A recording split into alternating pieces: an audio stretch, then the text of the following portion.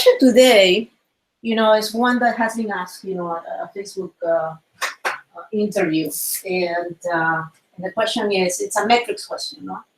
So how do you measure? Oh, I think I need a better pen. Measure the success of reactions. Now, they're probably going to state these questions, you come in and they say, hey, let's say that you're the PM of reactions, and, you're going to launch this new feature. How are you going to measure the success? So, as usual, I have a framework for that, but I would love to hear, first of all, how people think here, and then we can sort of synthesize our thoughts. And I can lead you as to, we can see what's the best framework here to use. But, when you get this kind of question, how do you measure the success of this? How do you measure the success of that? What is your first thought on how to start? Well, I would ask what the goal is exactly. Like, why are you doing that in the first place? Mm-hmm. And why do you think that's important? Well, because you have to have something to measure success against. Got it. Exactly. Everybody agrees with that? Well, first, I would want to get the same mental model with the interviewer about what that actual product is and what it does. So then we can make sure that the goal is aligned with what that product is and what it does. Yeah, I agree with that. Just to, and I'm sure, Deepak also was thinking the same. But let's start with the beginning, which is, so what is it, right? What? Description of the product. And then what Deepak said was like, okay, what's the goal? Definitely, So I would start that with, why are we doing this? Which, complement that with what's the goal? And now from here, we are going to define, okay, why are we building these reactions? First, what is reactions? Why are we doing reactions? What's the motivation for doing that? And then once we do that, what is it that we intend to achieve with this, right? So I think that from here, let's start with this, okay? Let's start with, what is the product? So can somebody explain reactions in one sentence?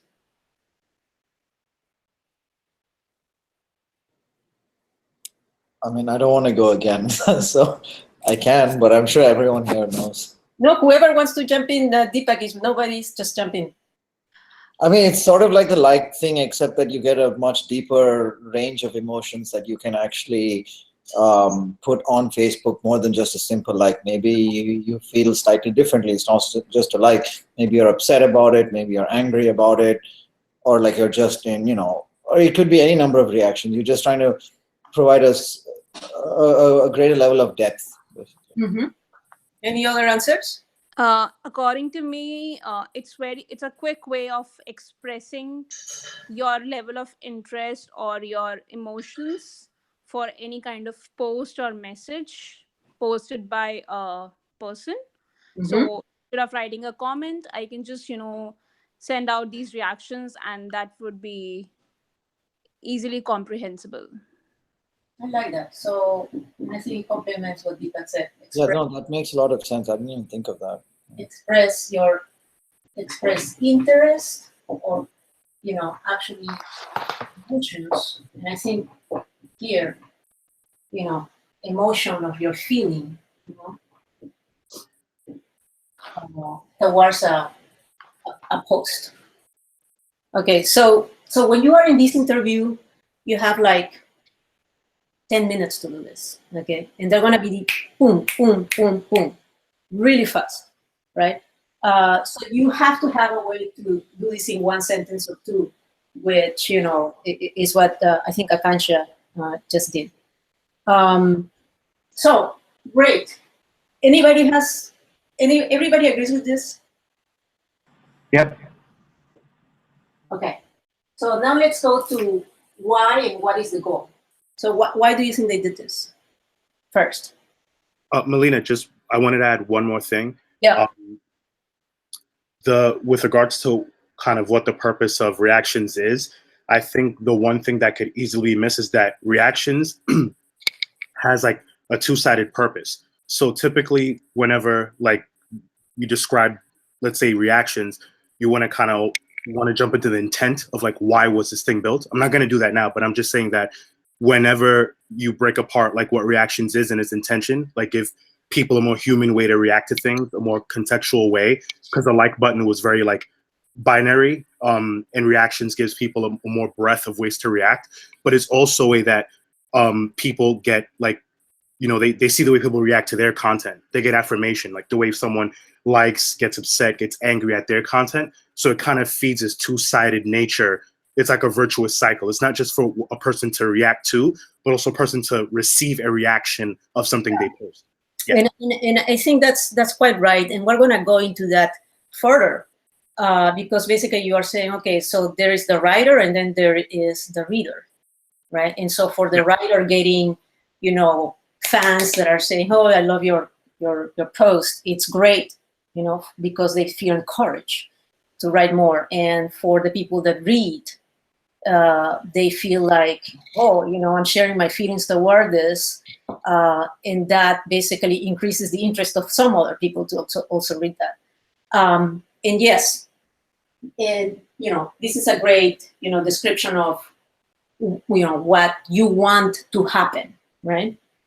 But you're touching the why there, which is why? Because they want to increase engagement. A simple answer, right? All the things that CJ just described means engagement. And why do they want to increase engagement? Because engagement means more eyeballs on advertisements. So your business increases, right? So they want people to be more engaged. So that's the why, right? From the business standpoint is, you know, increase engagement. And we're going to go into what engagement means, right? Mm-hmm.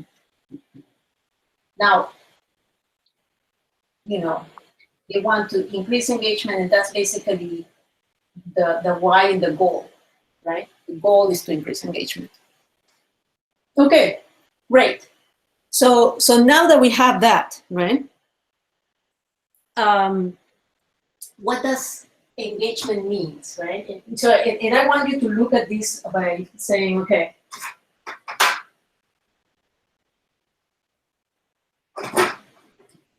actually, let me go in a little bit deeper on this. The goal here is to increase engagement. But actually, why did they do this? Because like was not enough, right? So the why is, you know, they need more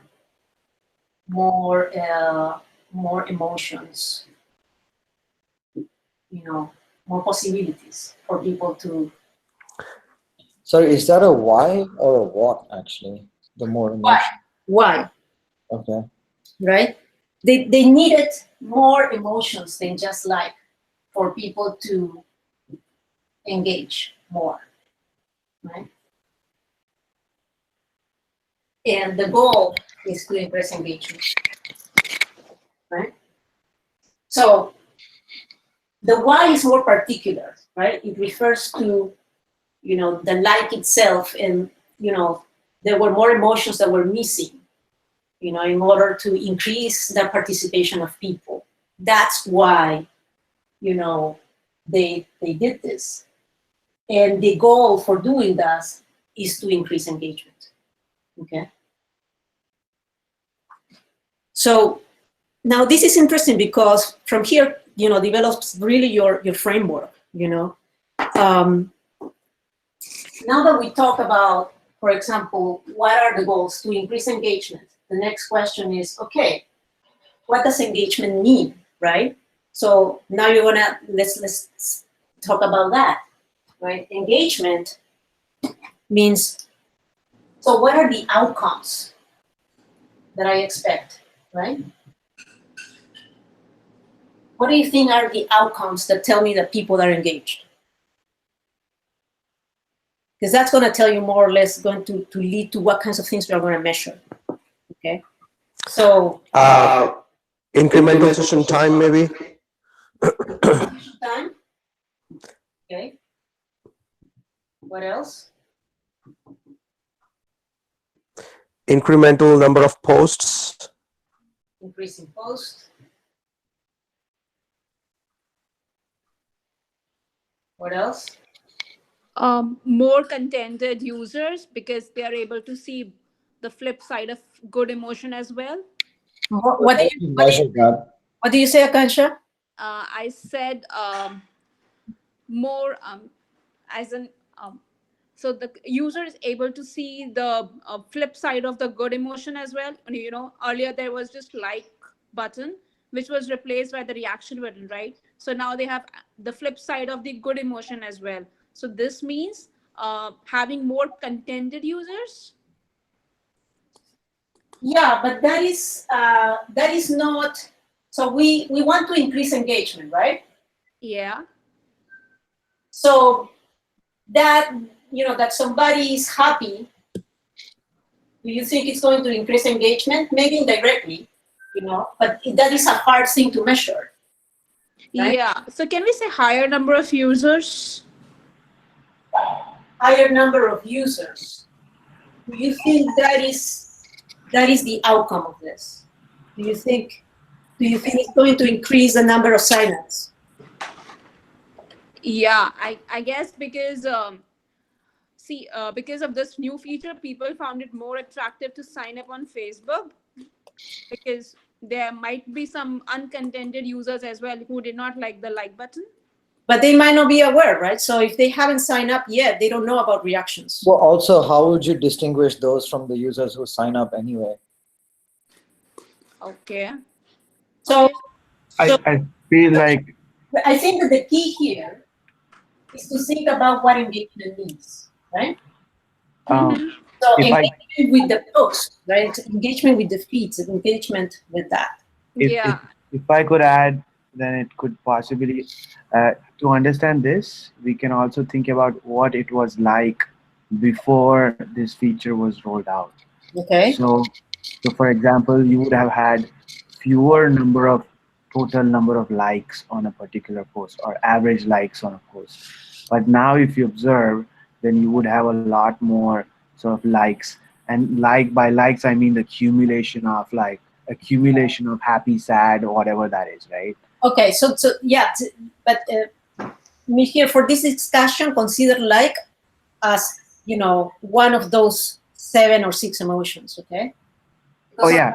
Otherwise we're gonna get into trouble. So there's the like. Yeah. No, that's not what I meant. I meant There's the before this feature, we had just the like, right? And like probably the average number of likes per post was perhaps say 20. Yeah. But now after rolling all these 7 emotions or 6 emotions out, you will see the number of likes, happy, sad, plus surprise, plus now reactions would be greater than 20, maybe perhaps 35, 40. That would be a nice indicator. Oh yeah, this is working. So increase in the number of reactions, okay, or of clicks to reactions. That's what you're saying. Yeah. Okay. It's sort of I didn't define it like that because it seems circular, but yeah. Yeah, I mean these are called reactions, so you might as well call them what they are. Yeah. So basically, an increase in the number of reactions. Okay, that's an outcome, right? That tells you they're engaged. So remember, we're talking about outcomes that tell you about engagement, right? Because that's what we're going to measure. So just like what Mihir said, you know, some logical outcomes are, well, you know, if I expect people to be more engaged, well, you know, I expect people to actually share more, to actually comment more on posts. So I had a question. Reply. Yeah. So when we say session time, like we talk about the length of a specific session, like do we also want to think about like the number of sessions themselves also increasing as an outcome? Yeah, I I don't quite agree with this, so Chandan maybe can illustrate, better. Chandan? What was the question again? Sorry.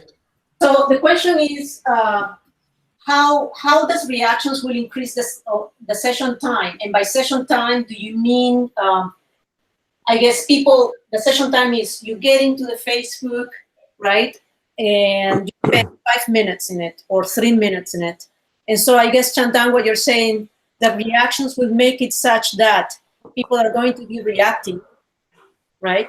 So that's going to lengthen their time. Well, my hypothesis is that like and unlike is a little boring, and they will have higher motivation now to engage more with the posts with their friends and relatives or whoever. Okay. Yep. And that gives incremental session time.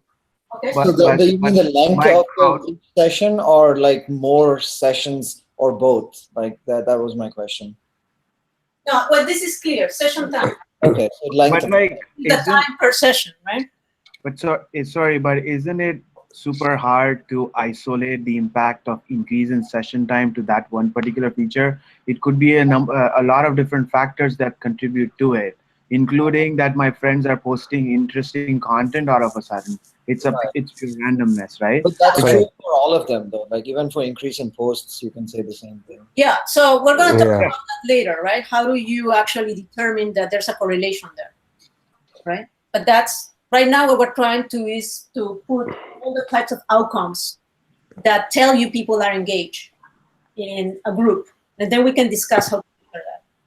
Yeah. No, and obviously towards countering my counterpoint is that Facebook has a lot of A/B testing, and they might see session length differences based on people who are exposed to the reaction feature versus those who are not. Yes, exactly. So we're going to talk about how to do that, in a minute.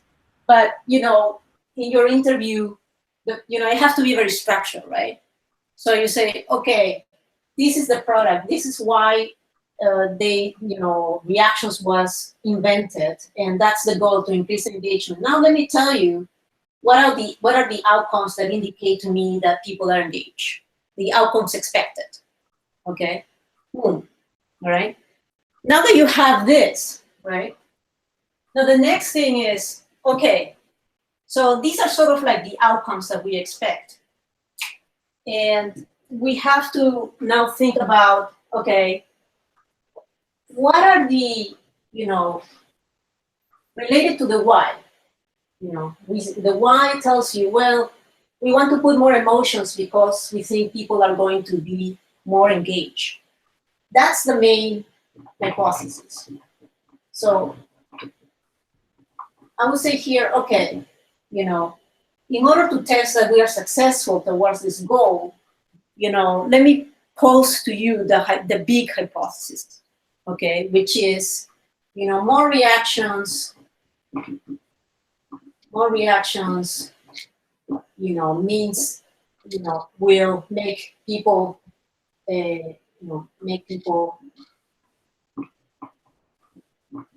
engage more. That's the big hypothesis. Okay. The next thing is, all right.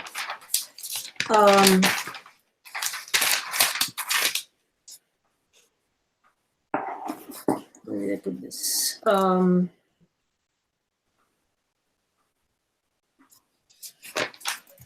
Yeah.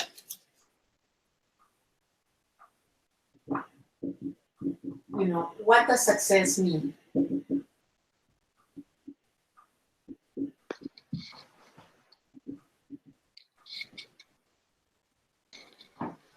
What does success mean? It means you have a hypothesis. Reactions is going to increase engagement of people. Post. So I need to prove, first of all, that my hypothesis is correct, right? So I think success would mean, confirm hypothesis.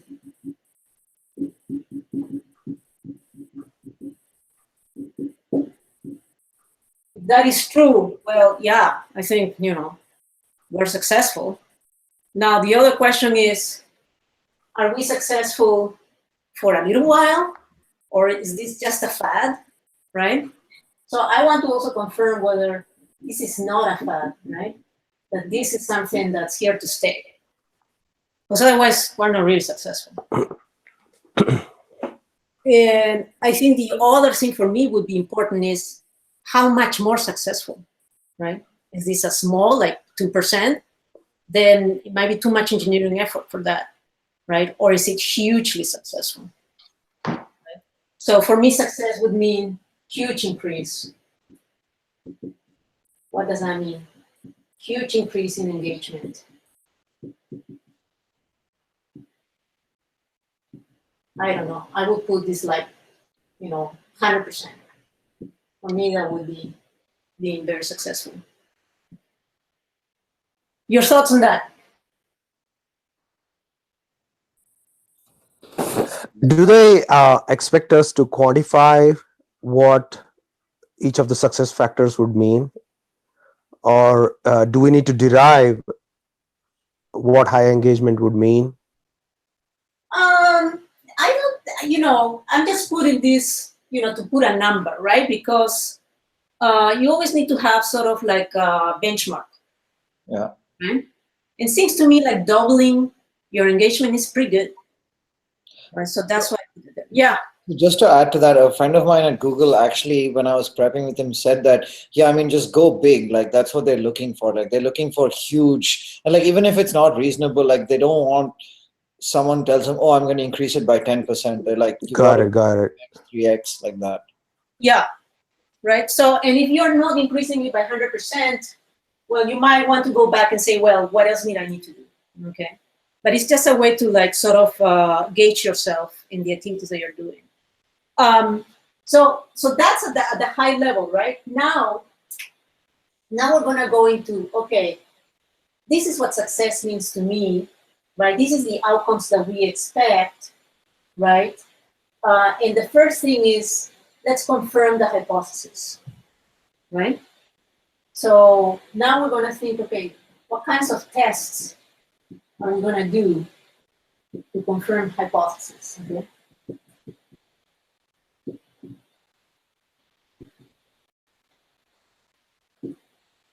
Okay, and here is where we now start talking about what CJ also mentioned, which is, hey, there are two sides to this thing, right? There's the writer, there's the reader, and their behavior is going to tell us whether this is successful or not, also, right? So, for example, here, right? So to test this hypothesis that these reactions is going to lead to more engagement, and we define engagement as these outcomes, right?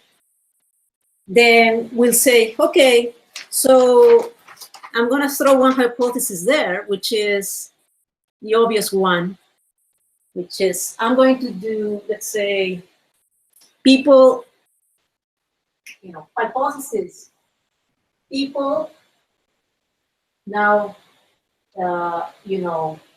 have clicked more reactions, number of reactions, per post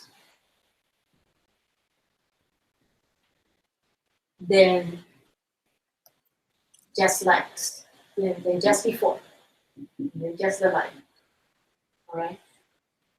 And I'm gonna put here, okay, I'm gonna measure this, right? Well, I can do an A/B test, right? And I'm going to have two separate groups where I'm going to give them the same posts, but one's with reactions and one without reactions, one with just like. And then I'm going to test, how many responses, how many clicks do I get, right? So here we made A/B test and measure number of clicks on reactions, for both cases, right? So the average that's larger than the other one will tell me, okay, if the average is larger for, let's say that A is just with like, and B is with the 7 reactions on whatever they are, 36. If the average is larger with B, then yeah, I can confirm, you know, if it's greater than the what is it called? The statistical, you know, P difference, then yeah, then reactions is actually affecting that, right? So another kind of test, what would it be?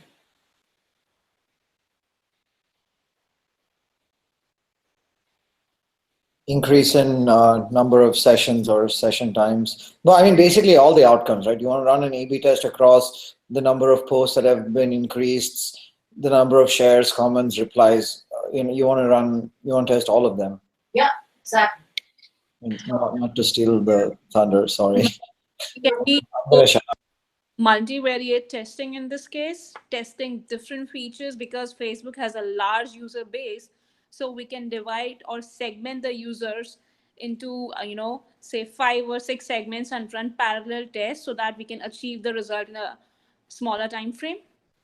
Can we do Yeah, that? that would be part of the optimization, and I think that we can mention that at the end. Okay. So here you will mention first of all what are the hypotheses that you're testing and the metric. You're defining your metric, and then say, hey, you know what? So then they will ask you, so how are you going to do this? You know, now we can come up with ways to optimize this. Okay. Yeah. But what I think Mirka just mentioned, or Deepak, so yeah, it's going to be all the increases that we talked about, right? But let's start with increase in, I would say, share, you know, comments, replies, and that would be again an A/B test, right? Before and after. Increase after, you know, after reactions is higher than before, right?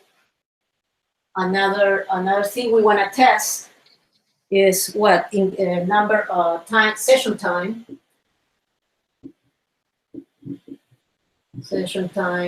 with reactions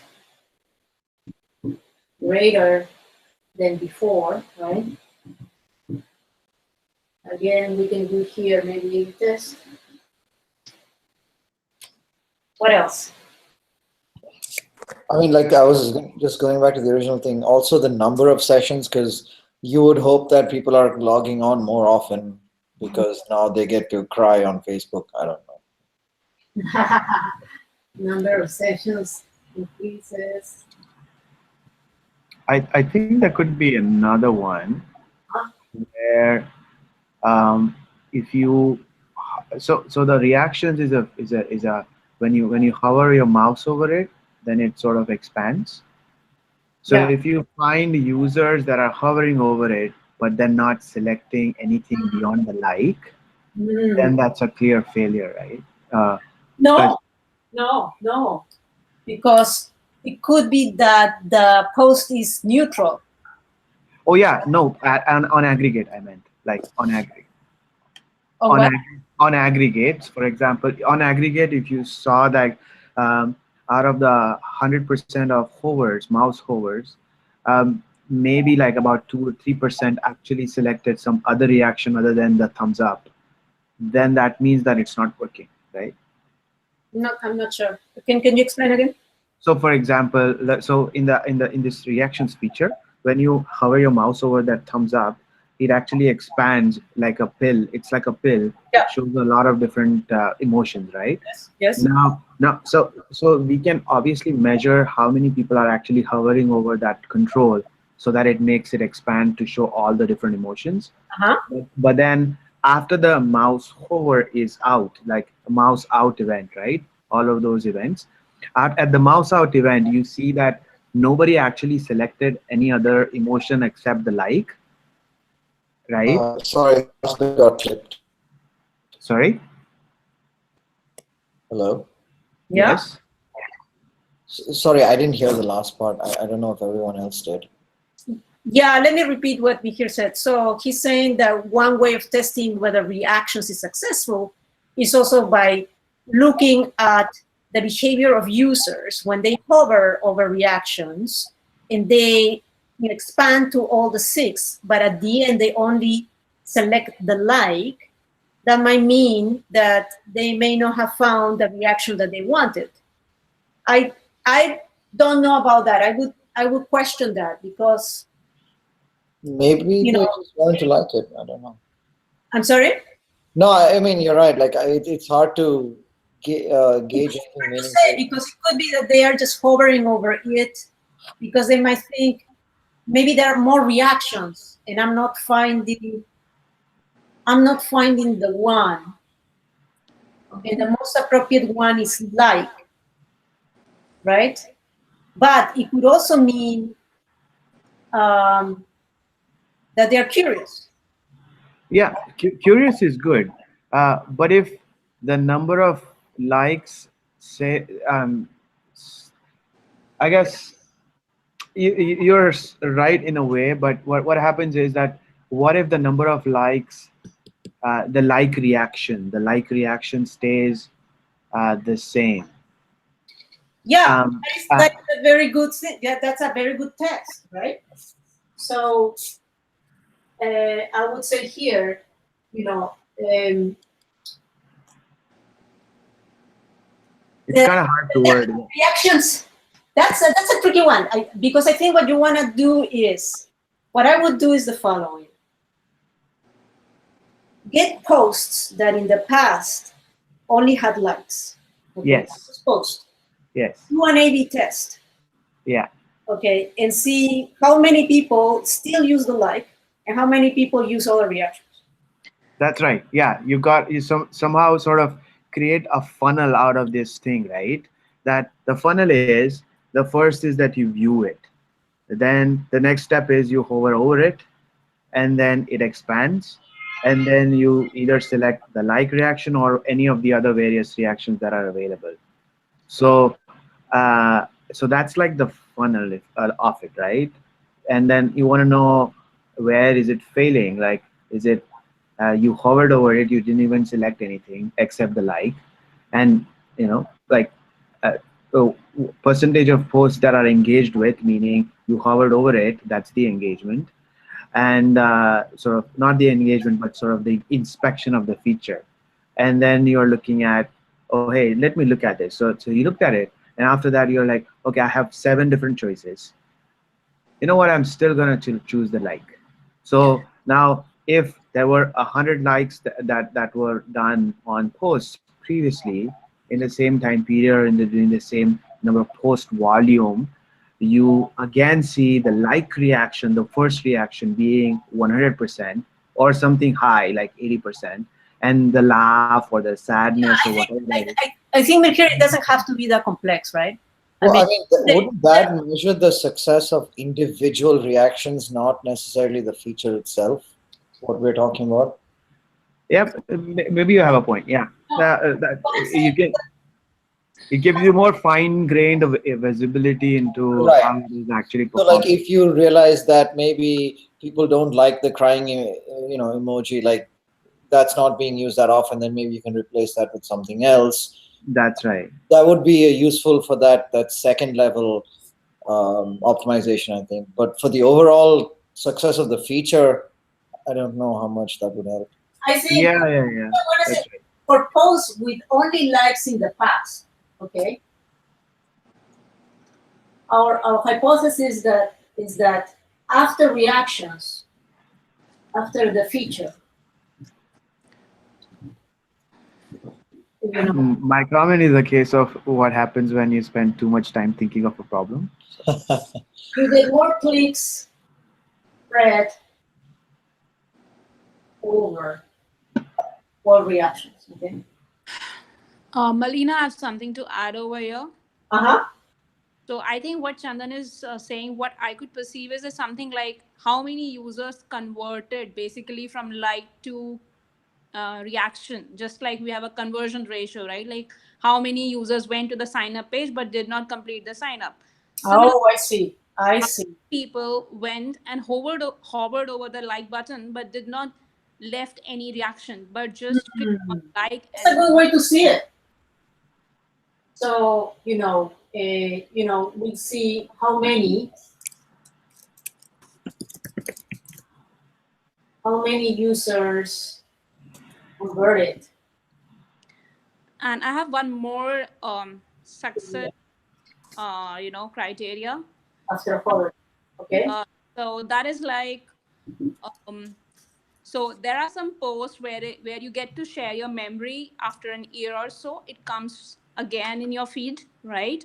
So sometimes people go to the old posts to see, what were the comments and everything, and they go and change their reaction from like to, Ah, that's a very good idea. and Okay. I do that. I'm gonna add this here. That's a good one. Yeah.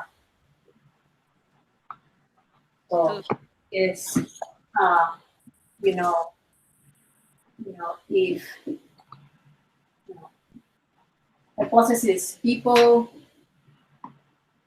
change reaction In older post, or maybe for all the posts. And would you do this as a percentage of the total number of posts, or what's the metric? Yeah, we're gonna go to metrics in a minute. Okay. Okay, any other other ideas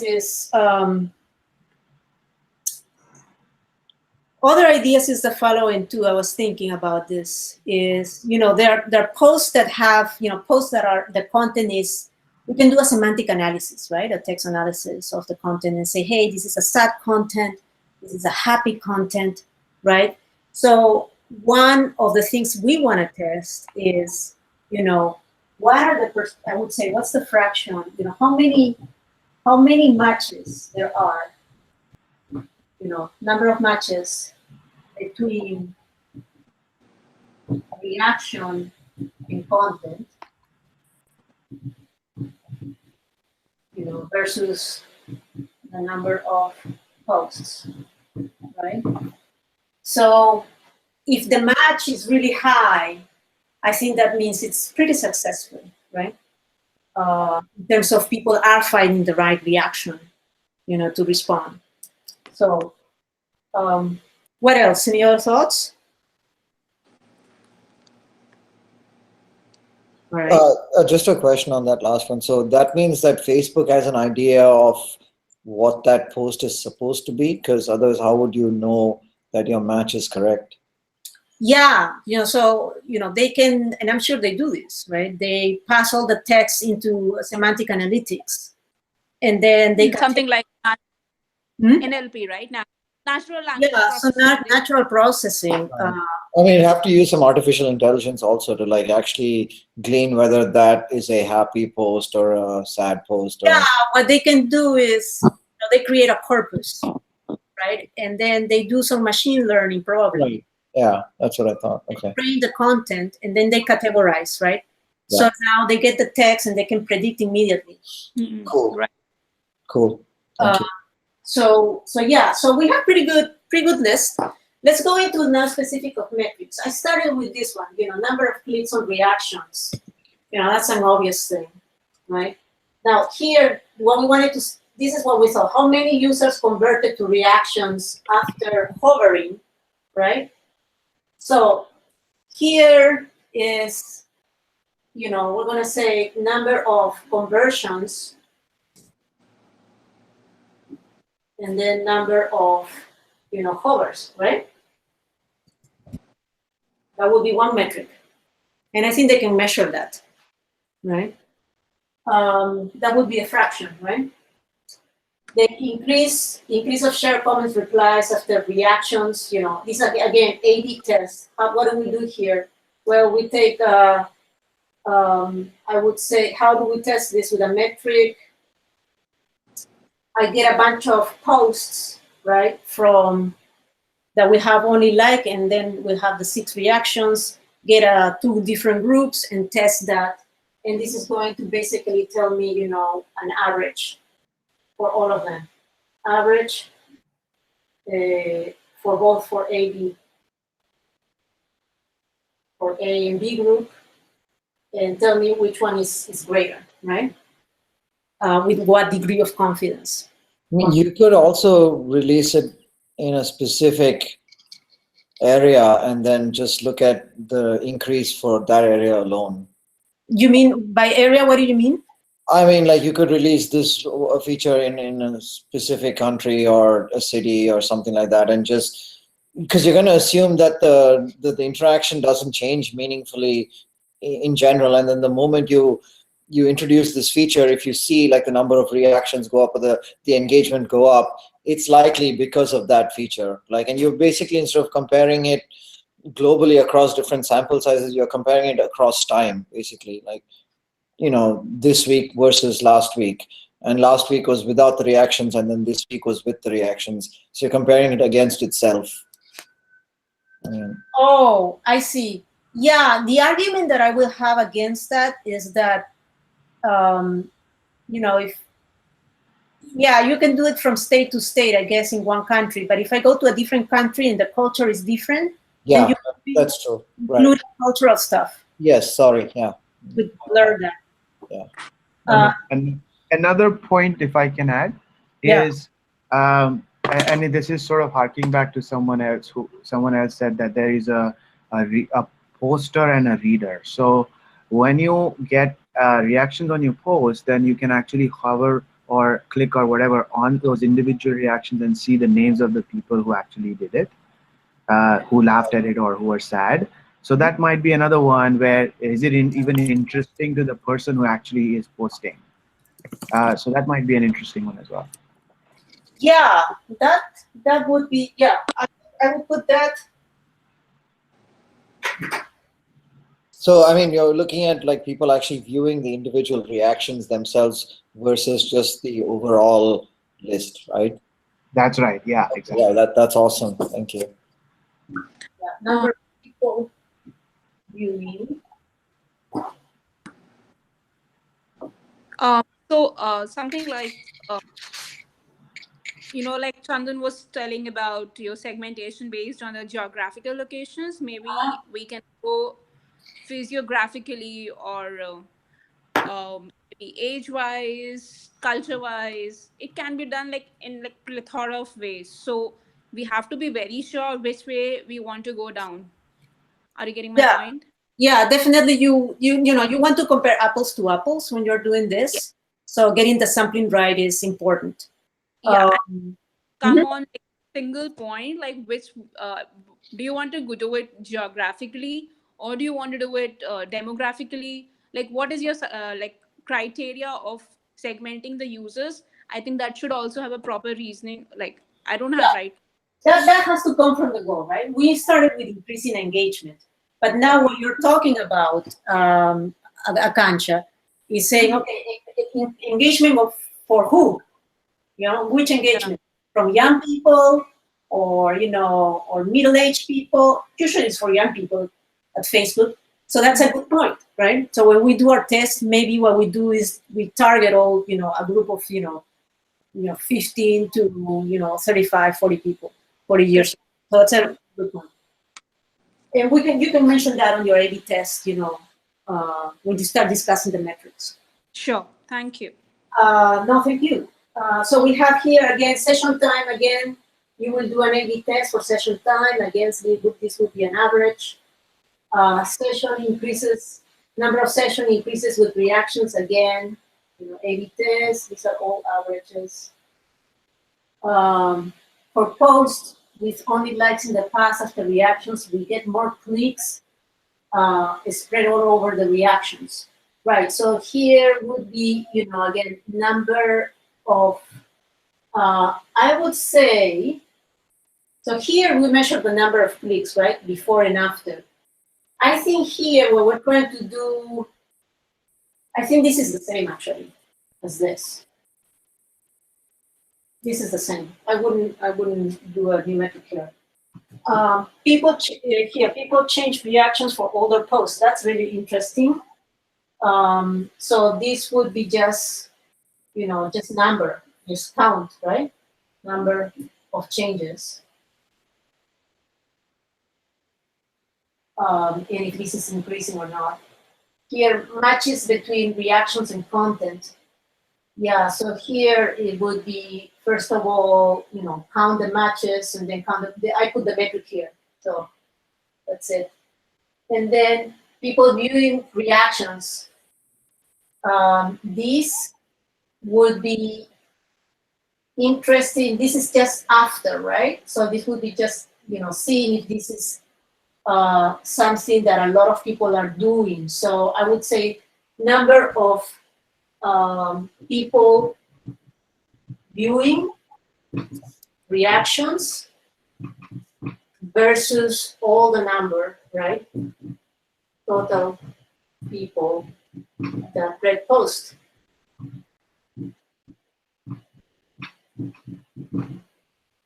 All right. So, to wrap this up, basically the framework here that we have is we start with, explaining, okay, what is this product? So we are on the same page with a very small sentence. Then we go into why did they start doing this? What was the motivation? When likes was not enough, so we put more emotion so that people can actually increase their engagement. So the goal is to increase engagement. Now, this gives us into, okay, so what does engagement mean in terms of the outcomes we should be seeing?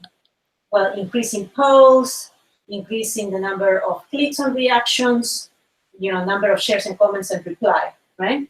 So this basically tells you what are the things that you're going to be measuring, right? But what are you actually going to be testing? That comes from the why, right? Because the why tells you, okay, we put these reactions because we wanted to broaden the like to more emotions, right? That leads you to, stating your hypothesis, big hypothesis. Well, more reactions means more people are engaged. Okay, now what does success mean, right? So success means I need to confirm my hypothesis that this is right? This is not a fad, which means we need to do this in time also. We need to track it. And is this a huge increase or not? Well, our metrics are going to tell us that, right? If it's greater than 100% or not. So, and now we go into, okay, this is the big hypothesis. And that leads to us thinking, okay, what are the things, right, that are being done with reactions, that may lead to higher engagement? And now we put the list of things, right? People click more, we expect people to convert to hover, and convert to more reactions and blah, blah, blah, blah, blah. And then you can say, okay, how are you going to measure this, right, with your metric? Does that make sense? Yeah. Yep. Cool. So just, I guess that's how you want to basically synthesize the answer, right? Like you start with the goal and then you sort of work your way down, and ultimately the final answer is basically that checklist of, I guess, confirmations for the hypothesis that we came up with, like the increase in the number of posts, replies, comments. Like that is the final. Yeah, the final answer. Deliverable. The final answer is that how do I know I'm successful with these metrics? Once I got the metrics and I'm looking at them, how do I know I am successful? With A/B tests, right? The A/B test is going to tell me that B is the winner, right? Right.